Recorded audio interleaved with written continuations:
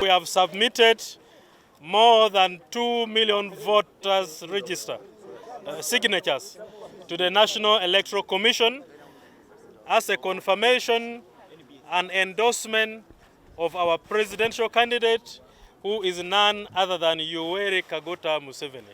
And I'm speaking with all pride that we have collected these signatures from all the districts of Uganda, and we even have extra.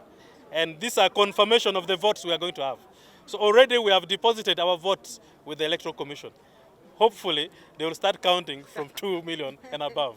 Olunaku lwa 23 tujja kutwala candidate waffe President Yoweri Kaguta Museveni tibuhabulwa agende mu kakiiko k'ebyokulonda akakasibwa akakiiko k'ebyokulonda kuba tewali kijja mulemesa buli byetaago tubirina abeere nga akakasibwa bonna tukimaliriza kiggwera kololo tusuubira okubeera n'abantu abawera akakadde kalamba tugende tubeere kololo tukyakale awo tulyoke tutandika okwabika emipiira tutandika okutaalaaga eggwanga nga tumaze okukwatagana ne bannaffe ku ntambula yaffe nga bw'eneebeera.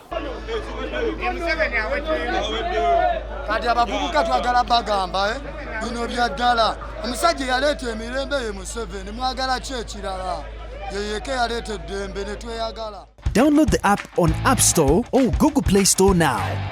Vision Digital Experience, the future of media.